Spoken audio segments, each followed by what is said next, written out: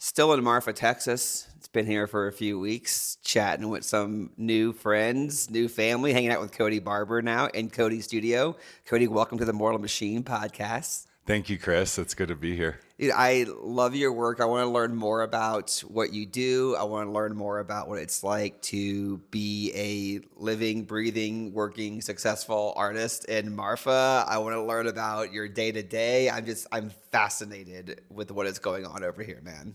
Right on, dude. Well, I've been here since 2013, so I'm coming up on 13 years in Marfa, and it's been different like every year for me, and so like one big part of my journey as an artist was sobering up, which I did about 4 years ago. Wow. Okay. So you're on the sober journey right now. I am, yeah. Did not move here sober. Absolutely not. Okay. Yeah, I used to have a nickname around here. It was Blackout Barber. Oh no. Okay. And okay, so it makes sense now. So what's changed for you since you've gotten sober? Oh man, I say that I feel like I moved to a new town. Marfa is just like I never saw so many aspects of this place as a wasted youth, which respect. I don't regret my partying in Marfa. It's how I actually met a lot of my best friends and like some of my best clients. Was at the bar, but yeah, things kind of just like everything, stuff switched up during the pandemic. And I don't even remember what the question was. What am I talking about? I asked you, honestly, I opened the interview with asking like 6 questions all at once. I'm just so excited to be here. We're talking about the 13 years that you've lived here. Oh, yeah. You mentioned the last 4 were sober, but let's go even further back. Like, what's the inspiration? Like, what is someone like you, what's the inspiration to come here in the first place? Oh, right. So coming from Lubbock, Texas, I was trying to get away from home, but also seeking an audience for what I was creating. And at the time in 2013, that was chairs. I was making chairs, and I knew that Marfa and the people visiting Marfa and the people living in Marfa would understand what I was making. And so I wanted to be in a community where I was understood versus Lubbock, which will always be home, and I love Lubbock, but it's just like not happening there. So yeah, moved here in 2013 with a bunch of chairs. And was it like was it successful enough, early enough for you to be like, yeah, I'm going to be here for a while? Because the thing that I'm learning over and over again is this place, it takes guts. It takes guts to move here. I think it takes guts to visit here, honestly, because it doesn't happen on accident. And I feel like everyone else I've spoken to, whether it's on the podcast or just socially, I don't know anyone who's been here for as long as you have. Oh, cool.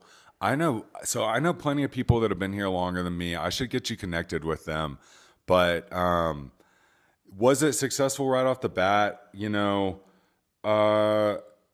Successful enough. Things were different in 13 years ago, but I could pay the bills, and yeah, I'm lucky that that I can say that. So. And I'm, not only could I pay the bills, but I could afford to use drugs and alcohol and pay the bills at that time. And it's and now you only do one of those 3 things. Yeah, now I just still paying the bills. I just pay the bills. I just paying the bills is your new drug. Yeah, you're addicted. Oh man, I want to go back. No, relapse is scary. Which I've already done. I actually did once during the 4 years. So that was interesting. But yeah.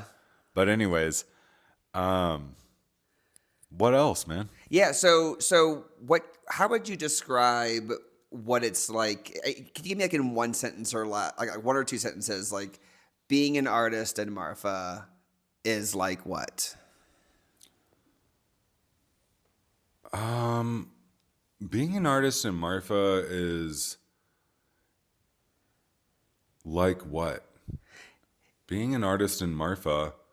Give me a couple of like what are some adjectives you would use to describe living, working in a town like this? Like, is it always exciting? Is it sometimes scary? Are you always inspired? I'm just curious about, whenever I come here, and I come here a lot, I feel inspired, I feel connected, but I've never been here for more than 2 weeks at a time. Right. And I don't have a studio here like you do, and you're making it happen here. So I'm just really intrigued by what it feels like to be here on a daily basis for someone like you. Yeah, I mean, two adjectives come to mind. One is funny. It's funny. Yeah. Being here living in this town is kind of hilarious because like I don't even know how to explain why without being insulting to everybody that lives here. Oh no, we don't. But then the other part I wanted to say is it's pretty lonely. Yeah. Yeah. I mean, I that's what people probably assume. Yeah, like it can be pretty lonely, but I've got my dog and I've kind of got a second family here, which is pretty cool. Like, I don't know if they want to be on this podcast. Like if I want to talk about them. Oh, I need to burp. You can burp, Cody. Burping's allowed. Burping's allowed. Spotify and Apple are not going to blurt out burping. Okay, awesome. I didn't even hear a burp. I know I didn't get it. Oh my God. I should have. Oh, he man. tried. I'm having air like. You having performance issues? Yeah. Okay, talk to me about the horseshoes that you make, because I bought one of these a few years ago, and it's hanging up right next to my fridge by a rabbit's foot and a couple other things I found. I love your art. Talk to me about what your process is with the horseshoes. Yeah, so the horseshoes for sure. Speaking of paying the bills, have really helped me out with that. I'm lucky to have such a kitschy, tchotchke type thing to sell in a tourist town. I mean, Yeah.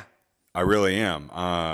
And so here, in a nutshell, I would say it was probably like 2012, 2011, before I moved to Marfa, that I was at a flea market and I saw a bucket of horseshoes and I picked one up, and the first thing I saw is that a horseshoe, it has holes in it. And that's for the nails to go through the shoe into the horse's hoof. And when you're powder coating, you always have to hang the item that you're painting by a wire or a hook or something. You want to suspend that piece so that you can paint all around it.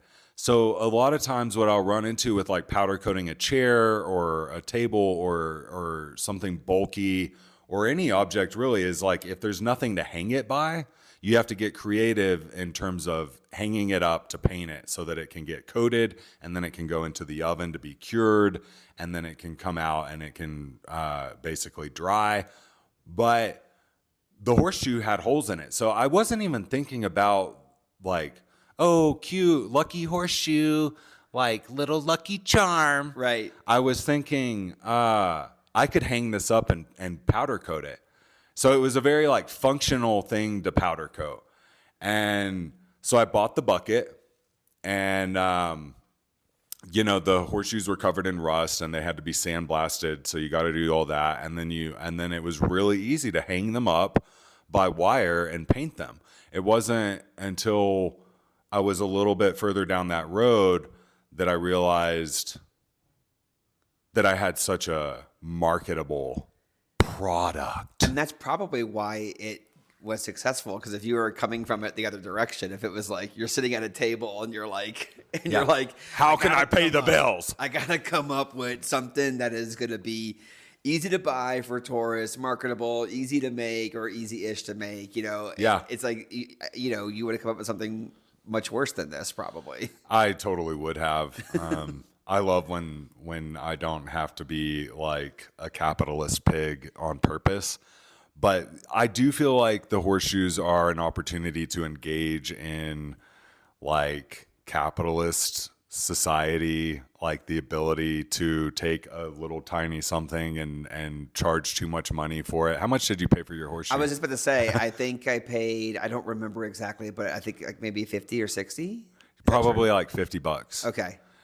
And so that means, wherever you bought it from, I get half of that. So next time, don't be an asshole. Come to my studio and buy the horseshoe directly from me. Okay. Well, I'm looking at things in your studio right now. I'm gonna get some of these aluminum cans. Yeah, you can have a crushie. Okay, great. A crushie. What's going on with these? These are things you found, or these are things you crushed yourself, or what? Yeah. So the crushed cans, I mean, there's not an easy way to hang the crushed cans, but I came up with a method for it. So you're basically like anything with a hole in it. I like holes. I want to hang it up. I want to hang it up and paint it. Yeah. Okay. So like donuts. I haven't powder coated a donut. But Okay, I've got a free idea for you. Sure. Powder. Okay, edible powder. Outside on a Sunday morning, Cody Barber is selling neon colored donuts. Nice. It's a bad idea. It's a horrible idea. It's a horrible idea. People But die. like you're cracking me up with the whole thing because like the show at the Wrong Gallery right now that you saw, which thank you for stopping by and checking it out. It's full of holes too. The mesh, fencing, or am I saying that right? Like, I'd call it like steel mesh or Yes. wire mesh. yes, Yeah, those are great. It's Those just are a bunch of beautiful. holes. Yeah, and we're gonna link to all Cody's work in show notes for this episode. So so go and make sure you look at all that. Yeah, it's a bunch of holes everywhere. Holes everywhere. This man's obsessed with holes. Okay, what's something else what's a major hole thing that we haven't covered yet that you could cover and paint? A major hole that To me, donuts are the obvious answer, but that's a bad idea. Yeah, they're not metal. I gotta paint metal. gotta be metal. Powder coating, I'm restricted to painting things that are conductive. They have to conduct electricity, and that's why everything you see here in my studio is metal, even like the aluminum cans that I have all over the table here. So there is that one, what would you call that when you're, restriction. There's a better word. Yeah, well, I like restriction. Okay, We don't have time to look it up. Restriction. Restriction. Yes. Okay, wait. No holes restricted. No holes restricted. I wanna go backwards a little bit. So yeah, I bought your work at Wrong. I've also seen your work in several other places in Marfa, including a vending machine. Right, you're inside of a little vending machine, which is one of the. I laugh whenever I see it because sometimes I think like this would never work in New Orleans, only because there would have someone would have jammed a sledgehammer through the front of it and just taken everything out of there. Yeah. But I love this. I love the vending machine thing. Well, it's funny. You just reminded me like when we were coming into my studio, I don't have a key to my studio. I opened the front door with a screwdriver, and the screwdriver is right next to the door. Like, so that's another example. Could not happen in New Orleans. Yeah, another example of how Marfa is like somehow. I mean, we're just so safe here, and that's one thing I love about being here. I do feel safe. Like I mentioned the loneliness. Like there's nobody's gonna hurt me. Don't put that in the podcast. It's already in there. No, we didn't say where it was though. Yeah, you don't know where my studio is. I want to go back to the horseshoes for a second because I think this is important. I just want to say that like around 2017, I think it was, I started to get this reputation around town where not so much with the locals, but especially with the tourists, people would come into my studio. It used to be like right on the main street. You could just walk right into my studio and see exactly what I was making. And people would come in and they would say, "Oh, you're the horseshoe guy." So I was horseshoe guy. And this was good or bad? This to me was bad. Yeah. So I was like, you know what? I'm going to stop making those horseshoes. Yeah. I'm going to stop making them. And guess what? I couldn't pay the bills. Ooh, tough. Yeah. But you're in a good place about it now. So what I don't happened? think you're the horseshoe guy, by the way. Thanks. Yeah. Even if you did, it's fine.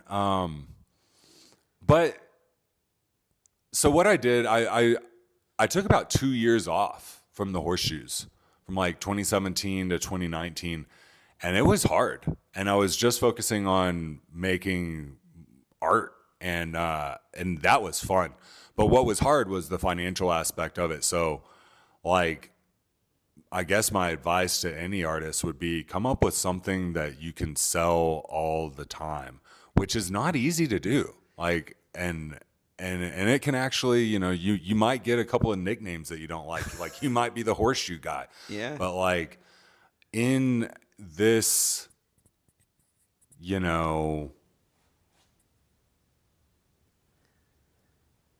I don't know the word, but it's like, come on, like I hate to talk so much about money, but it's like a lot of times there have been many times that I cannot pursue a creative idea because I didn't have enough money to buy the materials.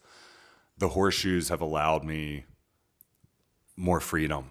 So I'm grateful for that. Yeah. And I'm sure, too, it's like, if it weren't horseshoes, if it were something else and you had the same amount of success, it's like people will find ways to roast people's success no matter what. So it's like, you might as well be the horseshoe guy. Otherwise you would be you'd be the aluminum can guy. Or Yeah, sure. You'd be something else, But, right. But it seems so cool that you have something that you can rely on, that it's like you're good at, and that bitches like me are like, I gotta have one of these. I need something from Marfa. Also, I feel like, something I really like about the gallery in New Orleans, Mortal Machine, is Gabe, who's usually my co-host for this project. He's taught me a lot about how we need to make art more accessible to more people. Like, we need to make it to where, like he wants people to be first-time collectors at Mortal Machine. So like, Nice. Not everything is there's things that are not really expensive, and that's one of his game plans. That's how he wants to serve the art world, and one of the ways. And anyway, my point is, I love that you have a piece of art that is like that an average person can buy on a whim. Thanks. Yeah, I feel like that's really important to survive in this world. I sign them, I date them, You number them? I number them. I know. So I mean, they're the real deal. And here's the other thing I'll say about the horseshoes is that I really have a lot of fun painting them. Well, there we go. So Now you are the horseshoe guy. I should get shirts. I need shirts. Horseshoe guy. Shirts, dude, your shirts. Okay, my donut idea was bad, but you making shirts, that's a good idea. You're good. Oh, thanks. You should do that.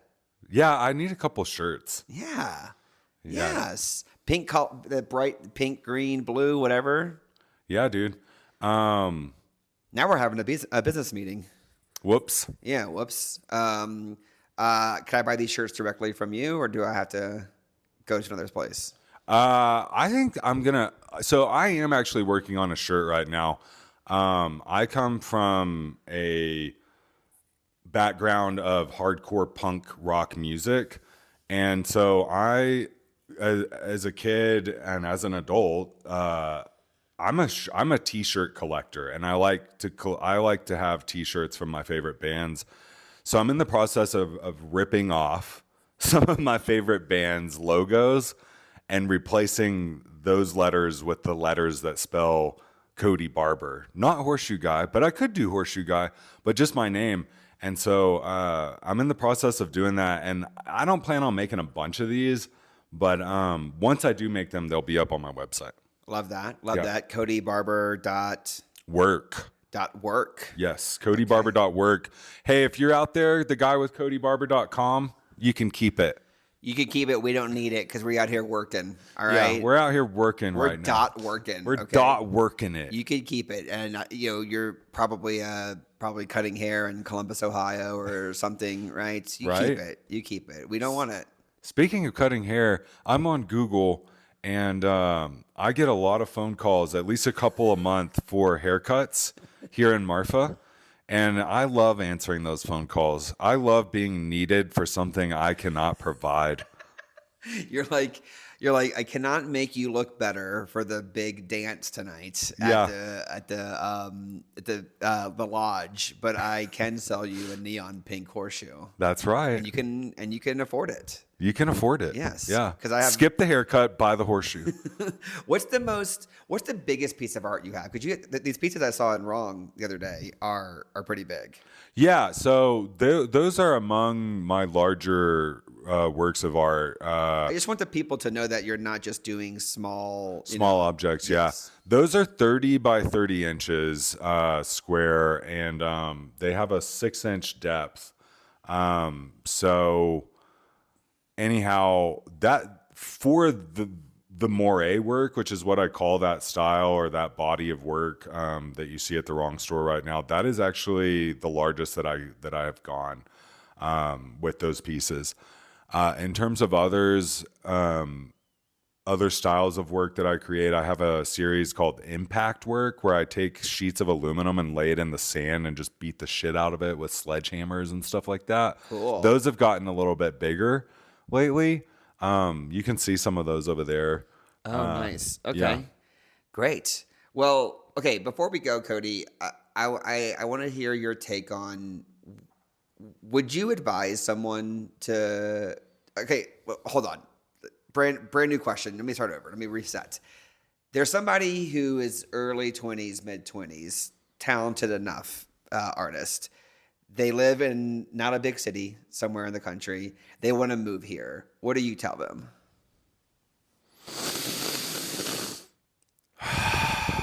Big, deep breath. He's looking at the window. He's gazing out the window right now, ready to give me the most poetic answer humanly possible. He's still thinking. What do I tell this young person? Are Kid. you like, hell yes, go for it. It worked out for me. Or are you like, you need to know a couple things. I love this question, and I want to supply a good answer, but I'm like coming up with proceed with caution. I don't know. That's fair. Yeah, That's fair. it's not for everyone, but if you have the means to just try it out, yes, absolutely, come try it out. For me, I was kind of like, oh shit, I'm stuck here. I couldn't actually afford to leave once I got here. Oh, So there's that can happen too, interesting. Yeah, because you're kind of on an island or whatever. Yeah. Well, but island living can be cool. I mean, Boys. the whole burn the boats concept and just being Girls. just being, it's a commitment. It's like you have to have guts, right? You have to have guts. Yeah, I like that you said that earlier, the guts thing. You do have to have some guts to come out here and, try it. Give it a shot. Give it a shot. I'm here if you need me. I really am. Cody's here if you need him. Yeah. Just look for a screwdriver on the ground somewhere and then jam it into the nearest door. Yeah. And Cody might be behind it. That's right. That's how you get into my studio, guys. Okay, Cody, your work can be found at codybarber.work. You're also all over Marfa, it seems. You're in other places too. You have a show. I have a show in New York right now. Incredible. Yep. Incredible. I'll link to all this in the show notes for this episode. And anything you want to close out by saying, Cody? Any words of wisdom or thoughts about being a Marfa man? I just really appreciate this interview. It was a lot of fun. So thanks for having me on. I appreciate you too. everything I read about Marfa, and I read everything I can, and it's like be careful. Like people who live in Marfa don't want to be talked to about like why they moved here or like what it's like, and I don't know. I have not really found that to be true. People, the coolest people are all like down to talk about a place that they love living in or that they're just really intrigued by. And so I'm grateful for you being a great interviewee. Heck yeah, man. Well, until next time, and I'll come see you in New Orleans. I'm looking forward to it. Please do. Mortal Machine Gallery, 940 and 938 Royal Street in the French Quarter. I'm Chris True, one half of the Mortal Machine podcast. And y'all know what to do. Like and subscribe, all that good stuff. If you're a first-time listener because you know Cody, then thank you for hanging out with us. And we'll see you on the next episode. Thanks, Cody. You're welcome.